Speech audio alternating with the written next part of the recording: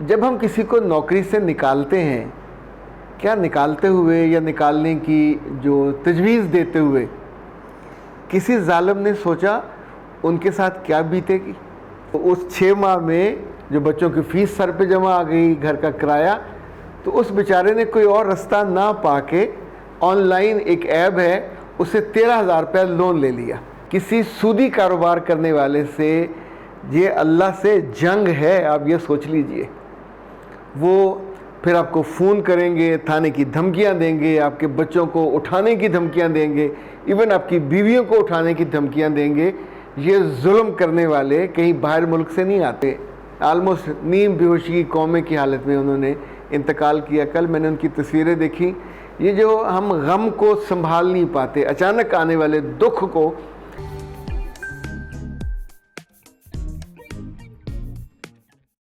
بسم اللہ الرحمن الرحیم۔ خاتون حضرات، میں ہوں اختر عباس اور آپ سب کو میرا سلام پہنچے۔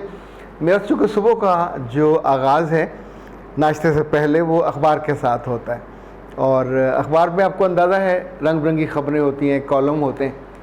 تو میں جو اخبار پڑھتا ہوں، اخبار میں اداریے کے ساتھ چھوٹے نوٹ ہوتے ہیں جسے شزرے کہتے ہیں، یا ادارتی نوٹ انگریزی میں کہہ لیجئے۔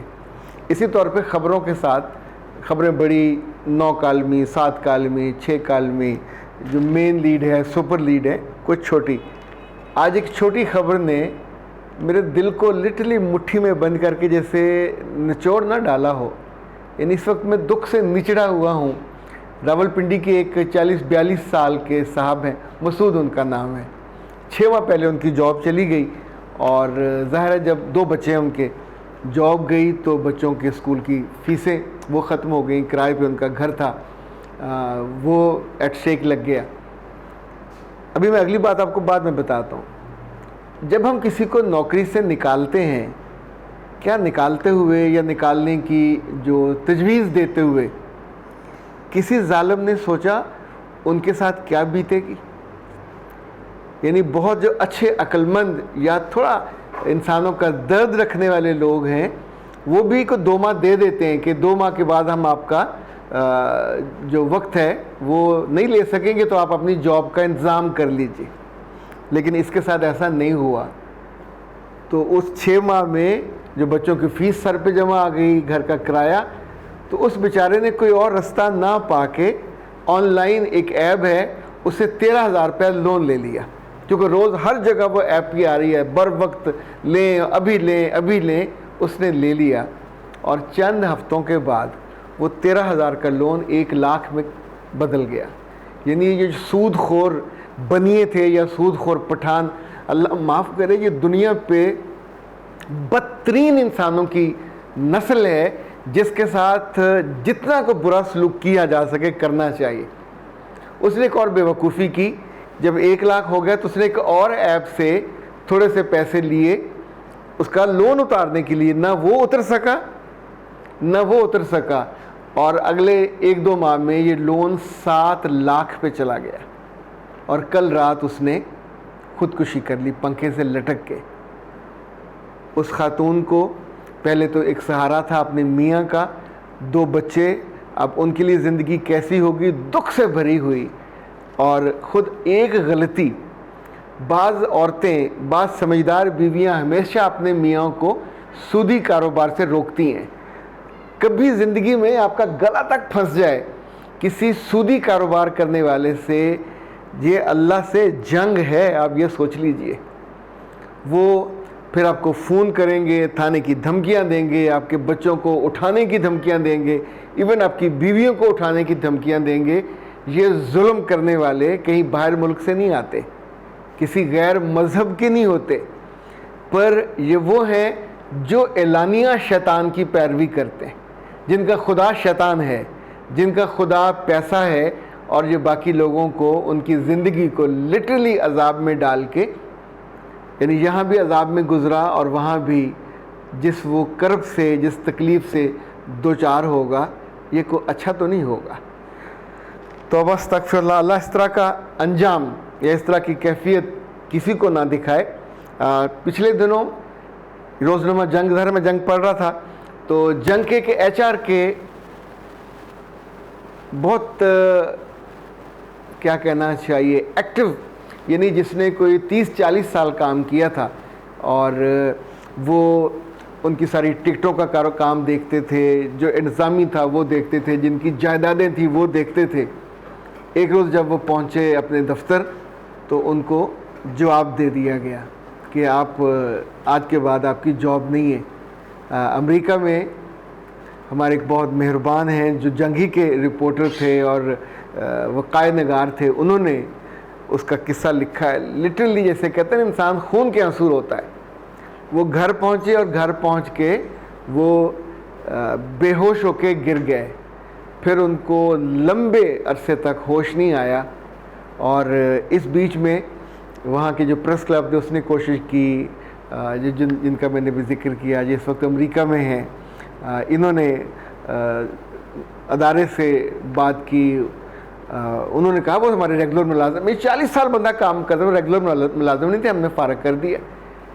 پھر میر شکیل تک بات پہنچی اور ہی واز سرپرائزڈ کہ اچھا یہ ہوا، اتنے برے طریقے سے نکال دیا گیا. اور وہ اسی حالت میں آلموسٹ نیم بے ہوشی کی کومے کی حالت میں انہوں نے انتقال کیا. کل میں نے ان کی تصویریں دیکھی. یہ جو ہم غم کو سنبھال نہیں پاتے، اچانک آنے والے دکھ کو میر شکیل نے پھر ان کی بچیوں کے لیے کوئی تعلیم کا جو تھا اسکالرشپ وہ لگایا. خاطر حضرات، آپ میں سے جن لوگوں کو رب نے رزق دیا ہوا ہے اور ان کو آجر بنایا ہوا ہے، یعنی دوسروں کو نوکریاں دینے والے، انہیں ضرور اپنے پتھر دل کو موم رکھنا چاہیے. جب کسی کو نکالنا ہو، کسی کو جاب سے معذرت کرنی ہو، اس کو پراپر سپیس دے کے، وقت دے کے. ویسے تو کتابوں میں لکھا ہوتا ہے کہ آپ کو کئی ماہ کی تنخواہ ان کو ایڈوانس دینی چاہیے تاکہ اس دوران وہ اپنی جاب تلاش کریں. لیکن ساتھ یہ بھی ان کو کرنا چاہیے کہ پہلے سے بتا دینا چاہیے. جو اچانک صدمہ ہے یہ انسانوں سے، ایون خاندان کے لوگوں سے بھی برداشت نہیں ہوتا. یہ جو آج ہم سود کی بات کر رہے تھے، میں نے یونیورسٹی آف لاہور میں تھا تو اس وقت جو ریکٹر کے پی اے تھے، ینگ لڑکا تھا، بڑا خوبصورت، بہت ایکٹیو تھا. تو وہ بڑے فخر سے بتاتا ہوتا تھا کہ میں نے یہ 4-5 بینکوں کے رکھے ہوئے ہیں جو کریڈٹ کارڈز. ایک سے پیسے لیے تب 50,000 کی اجازت ہوتی تھی، دوسرے سے پے کر دیے، تیسرے سے لیے، چوتھے کو پے کر دیے. لیکن آخر میں ایسا ہوا تھا کہ وہ اس پورے گھن چکر میں پھنس گیا لاکھوں روپے میں، اس لیے کہ جب آپ کسی سے تھوڑے سے پیسے بھی لیتے ہیں تو وہ اپنی مرضی کا روزانہ کے اعتبار سے سود اس پہ لگاتے. خاطر حضرات، مجھے ذاتی طور پہ 2 دفعہ اس کا موقع مجھ تک آیا، دل پہ دستک ہوئی. جب میں اپنا گھر بنا رہا تھا تو پیسوں کی ضرورت پڑی تو میں جناب مجیب الرحمان شامی صاحب کے پاس گیا. ظاہر میں ان سے میرا بڑا محبت کا تعلق ہے، تو انہیں بتایا کہ ہاؤس بلڈنگ کا پرابلم ہو رہا ہے تو اور کیا رستہ ہو سکتا ہے.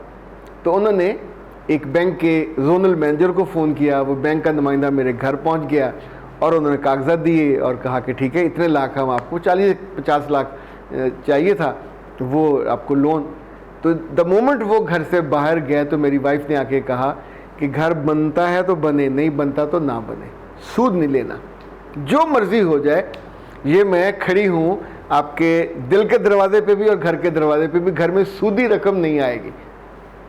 اچھا اس پہ کوئی دلیل مجھ سے بھی نہیں بن پا رہی تھی، تو لیکن اس نے شیر کی بچی نے اپنے ایمان اور بلیو کی وجہ سے، تو میں نے پھر شامی صاحب کو بھی معذرت کی، ان کو بھی معذرت کی. اچھا جس دوست کو پتہ چلا انہیں بڑی حیرت ہوئی. پر اگر آپ کا ایمان تگڑا ہے، مضبوط ہے، کمزور نہیں ہے. اب مجھے بعد میں نئی گاڑی کے لیے بھی کئی دوستوں نے بعض بات تنگ کیا کہ تمہارے پاس گاڑی چمچماتی نئی کیوں نہیں ہے، آرام سے بینک پہ جاؤ نکال لو. ظاہر اکاؤنٹس بھی ہیں، بینک والے بھی آفر کرتے ہیں. وہاں بھی میری اہلیہ راہ میں وہ سد سکندری بن کے کھڑی ہو گئی کہ نہیں جو مرضی ہو جاؤ، اپنا کمائیں گے، اپنی لے لیں گے، پرانی لے لیں، لیکن سود پہ نہیں لینا.